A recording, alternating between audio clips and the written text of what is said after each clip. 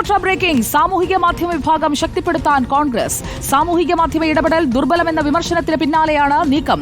Digital media വിഭാഗം പുനഃസംഘടിപ്പിക്കണമെന്ന ആവശ്യം ശക്തമാണ്. 6 മാസമായി ഡിജിറ്റൽ മീഡിയ വിഭാഗം ഏകോപിപ്പിക്കാൻ ആളില്ലെന്നും മുതിർന്ന നേതാക്കൾക്ക് ചുമതല നൽകണമെന്നുമാണ് ആവശ്യം. പാർട്ടി ആശയങ്ങൾ ജനങ്ങളിലെത്തിക്കാൻ കഴിഞ്ഞില്ലെന്നും വിമർശനം. സർക്കാരിനെ പ്രതിക്കൂട്ടിൽ നിർത്തുന്ന വിഷയങ്ങൾ ഏറ്റെടുക്കാനാണ് പാർട്ടിയുടെ നിർദ്ദേശം. ആർ റോഷിപാൽ നമുക്കൊപ്പം. ആർ റോഷിപാൽ, ഡിജിറ്റൽ മാധ്യമങ്ങളിലൂടെയുള്ള പ്രചാരണം അതിപ്പോൾ ഏറ്റവും കൂടുതലായി നടക്കുന്ന ഒരു കാലഘട്ടത്തിൽ അനിൽ ആന്റണി, അതുപോലെ തന്നെ ഡോക്ടർ സരിൻ, ഇവരുടെയൊക്കെ ഒരു അസാന്നിധ്യം പാർട്ടിക്ക് ഒരു തലവേദനയാകുന്നുണ്ടോ? പകരം ആരെ ഏൽപ്പിക്കാനാണ് ഇപ്പോൾ ഉദ്ദേശിക്കുന്നത്? സുജയ പാർവതി, തദ്ദേശ നിയമസഭാ തെരഞ്ഞെടുപ്പിന് ഏതാണ്ടും സമയം കുറവാണ്.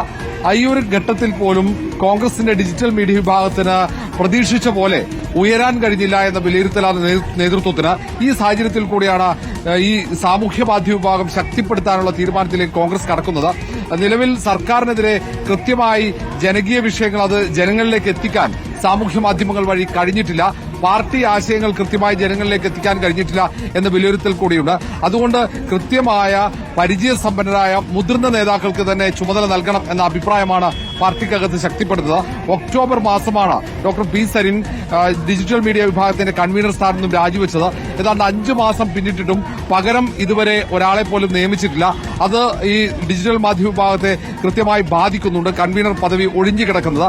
വി ടി ബൽറാമാണ് ഡിജിറ്റൽ മീഡിയ വിഭാഗത്തിന്റെ ചുമതല. കൃത്യമായ ഏകോപനം ഡിജിറ്റൽ മീഡിയ വിഭാഗത്തിൽ ഇല്ല എന്ന വിമർശനമാണ് ശക്തമാകുന്നത്. അതുകൊണ്ട് ഏറ്റവും പരിചയസമ്പന്നരായ മുതിർന്ന നേതാക്കൾ തന്നെ ഡിജിറ്റൽ മീഡിയ വിഭാഗത്തിന്റെ ചുമതല ഏറ്റെടുക്കണം എന്ന അഭിപ്രായമാണ് പാർട്ടിക്കകത്ത് ശക്തിപ്പെടുന്നത്. കൃത്യമായ രാഷ്ട്രീയം പറഞ്ഞ് മുന്നോട്ട് പോകണം. കാരണം CPM നേതൃത്വവും BJPയും ഒക്കെ ഡിജിറ്റൽ മീഡിയ വിഭാഗം വിപുലീകരിക്കുകയും ശക്തമാക്കുകയും ചെയ്ത ഒരു സാഹചര്യമുണ്ട്. ഈ സാഹചര്യത്തിൽ കൂടിയാണ് കോൺഗ്രസ് നേതൃത്വം തദ്ദേശ നിയമസഭാ തെരഞ്ഞെടുപ്പ് മുന്നിൽ കണ്ടുകൊണ്ട് ഡിജിറ്റൽ മീഡിയ വിഭാഗം ശക്തിപ്പെടുത്താനുള്ള ആലോചന നടത്തുന്നത്. ഈ വിമർശനത്തിന്റെ പശ്ചാത്തലത്തിൽ കൂടിയാണ്. കാരണം ഏറ്റവും പ്രധാനപ്പെട്ട ജനകീയ വിഷയങ്ങളിലൊന്നും കൃത്യമായ ഇടപെടൽ ഡിജിറ്റൽ മീഡിയ വിഭാഗത്തിന് ചെയ്യുന്നില്ല. മറ്റ് തരത്തിലുള്ള വിമർശനങ്ങളല്ലാതെ കൃത്യമായ വിഷയങ്ങൾ ജനങ്ങളിലേക്ക് എത്തി ആ വിഷയങ്ങൾ ചർച്ച ചെയ്യാൻ ഓരോ ദിവസവും കോൺഗ്രസ് കൊണ്ടുവരുന്ന വിഷയമായിരിക്കണം സാമൂഹ്യ മാധ്യമങ്ങളിൽ ചർച്ച ചെയ്യേണ്ടത് എന്ന അഭിപ്രായമാണ് മുതിർന്ന നേതാക്കൾക്കുള്ളത്.